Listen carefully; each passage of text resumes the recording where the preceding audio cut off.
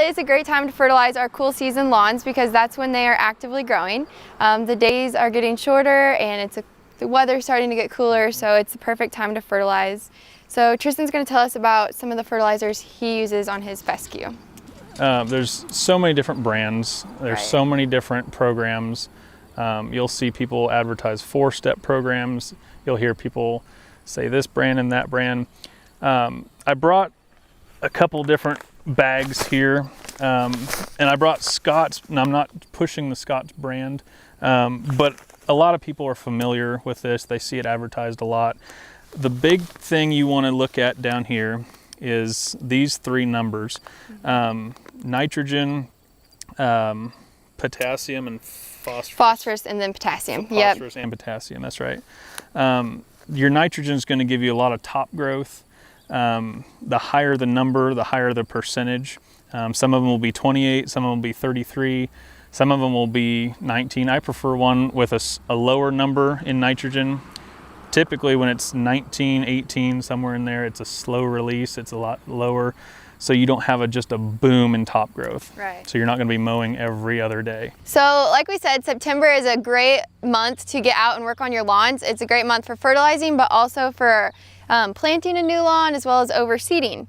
So if you have any dead patches or spots that need a little help, how can we fix those? Well, it's important you set your spreader, whether it be broadcast or drop spreader, to the correct setting. On the back of each one of your bags, typically every single fertilizer company will have a setting to put each broadcast spreader on, each drop spreader on, depending on brand, style. The back of each bag will tell you exactly what to do. And you can see some of that thatch coming out. All that can keep that seed from getting enough sun. And it enough moisture. Prevents it from being in contact with the soil as well. And all that stuff will keep your seeds from germinating. So it's very important that you get all of that out to prep your area correctly. And that's about all you need to do right there. For an area like this, I'll just take some grass seed. It's okay to get it a little heavy when you're spot treating, because you're not going to, you're not going to burn tons and tons of money just by, that's maybe a pound, if that, maybe half a pound. Kind of sprinkle it in. If you want to take a little bit of soil to cover, you can take a really fine potting soil. It's something that you don't typically think of, but it's really light. It won't get really heavy and caked like topsoil. Like clay, hard clay soil. So you can kind of sprinkle some potting mix on top of that, and then just come at a spot like this. You can take just one watering can and just douse that little area, and that'll make those little seeds happy. They'll start germinating about 7 days under right conditions, 7 to 10, and then making sure you keep this area free of pets, free of walking. Anything that's heavy and trampling those down will help break those. Right. So especially if you're using a riding mower, make sure your wheels avoid this kind of area. And after about 2 to 3 mowings, then it's strong enough that you can get some walking, get some foot traffic on. Right. Another thing is, if you are overseeding, you do not want to put down any herbicides or any kind of weed preventer, because that's also going to prevent your new seeds from coming up. So be careful about what you're applying to your lawn at the same time. So something we've dealt with a lot this season is weeds. And a good tip is to try to be proactive rather than reactive. So using a good pre-emergent in the fall will help you get rid of a lot of broadleaf weeds. So what are some products you like to use? So if you go and see, you'll see a lot of things labeled weed and feed. So the powder and granule combination, it's kind of a 2-in-1. You can feed and kill and prevent. You'll see some of those and they're enticing because you think, oh, it's one shot, will kill all. It can work. It's very touchy. On days like this where it's kind of misty and the grass is wet, if you're going to put down a weed and feed, like a fall weed and feed, it's a good time to do it now because it's got to be wet. A lot of fertilizers are water in.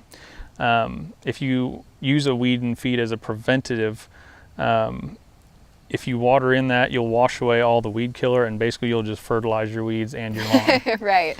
So you don't want to do that. That's the only difference. The weed and feed has that powder. It's got to be put on in the dewy morning, or it's right after a rain, or if you have to, you can water your lawn really, really well and then go back through. Of course, you always have Roundup, which is a kill-all product.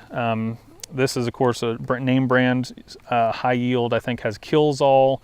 You'll have your weed and grass generic killers you'll see. That will do anything alive. So if you are in cracks in your driveway, rock paths, patios, it's a good product to use because it'll kill anything and everything, even if you have grass popping up that you don't want. You just need to be a little careful with it, because if you get it on your desirable turf, that's not good. This a Weed Be Gone product, again, is a name brand. If you look, the 2,4-D, the quinclorac, they've got some of these generic ingredients. It's like on the fertilizers where you have your three main percentages, the nitrogen, phosphorus, potassium. It's the same thing on any kind of weed spray. It'll always have active ingredients. So if you're in doubt, you come ask Cassie or any of your post-rock agents. They'll know the generic brand. It's like Advil versus ibuprofen, name brand versus, it's all the same ingredient. So I know if your grass is thinner and doesn't have that thick carpet effect to keep those seeds killed, you'll have little ones pop up just like this. And you can kind of see, it looks nice and thick, but all of a sudden you part that and you realize I've got a giant hole. And this is all it takes for a weed seed to be nice and happy and germinate. And if you get them at this stage, if you want to pull the weed, that's even better. There's a lot of areas to cover, a lot of big lawns in our area. So pulling would take a long time. If you want to run through and spot spray and kill them at this stage, that's very important, because once they get that nice yellow head, you think, oh, I'll get out there and get them sprayed before it turns white. And it was just in a moment's notice, it can get white. You can have all those seeds ready and just thousands of seeds float off. And not only, it just takes it from one problem to hundreds of problems. And so you'll be fighting a lot more.